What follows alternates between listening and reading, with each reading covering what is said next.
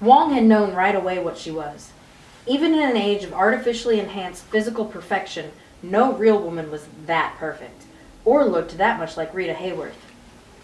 She was perfect right down to her imperfections, like the nearly invisible electrolysis scars along her artificially created widow's peak and her mane dress.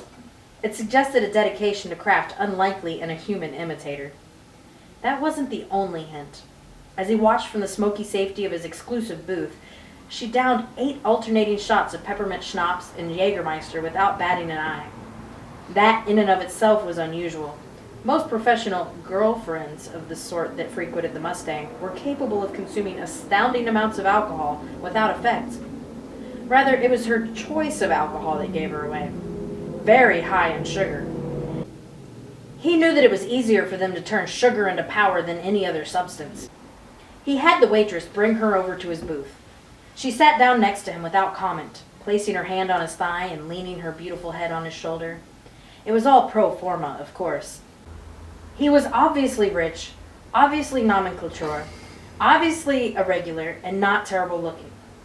An excellent catch for a pro girl looking for an arrangement.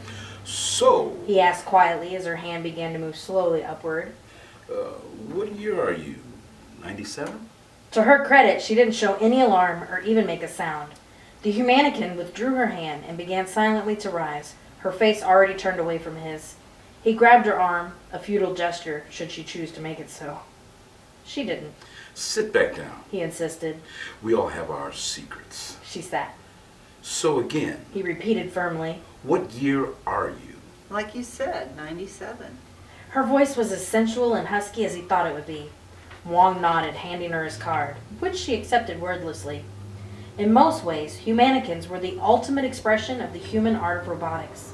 Self-willed, highly intelligent, and nearly indistinguishable from the humans they served, humanikins had been the ultimate companions for the wealthy. They could be a spouse, sexual companion, lover, bodyguard, and even a doctor. Their plas-flesh exterior felt like human skin, but was as tough as Kevlar, able to absorb blows and even some projectiles without damage. It could also be reshaped by the humanikin, allowing to change appearance, even gender.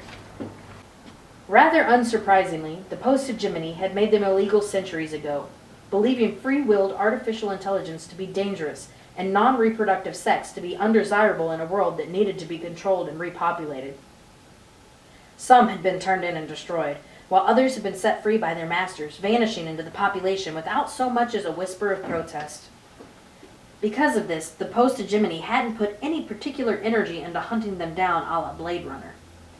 The matter possessed the ability to become a lightning rod to a certain sort of romantic malcontents. So if the humanikins were inclined to make themselves invisible, the post-hegemony was inclined to let them. I'm mechrotic. He told her bluntly. He never would have admitted such a thing to another human, or at least a non-mecharotic. It was discouraged, and if publicly known, could cost a man like Wong a great deal of his Quan Chi. Men in the nomenclatura were encouraged to favor teenage girls or women in their early 20s, not robots. Nevertheless, a renegade humanikin could do little with such knowledge, so he chose to be bold. Rita simply nodded at this revelation, seemingly unsurprised, so he continued. You found exactly what you were looking for. He stated firmly, using the force of personality which had taken him so far into the post-hegemony's business world. We will leave here in my floater, pick up whatever belongings you have, and you'll move in with me.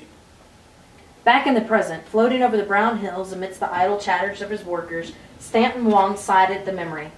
The relationship was born using the unspoken threat of force.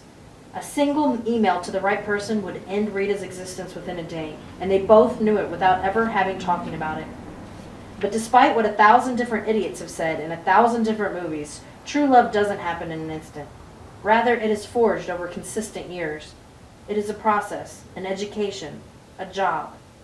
It took time, but over the years, the craft learned to love the craftsman as much as he loved it. And Stanton, the floater's AI, has informed me that we are approaching the designated picnic area. the sound of his sentience's Rita's Hayworth voice simultaneously broke his concentration and inspired melancholy. He waved his hand distractedly as if unwilling to release his consciousness entirely from fantasy into reality. Yes, yes, by all means, take us down.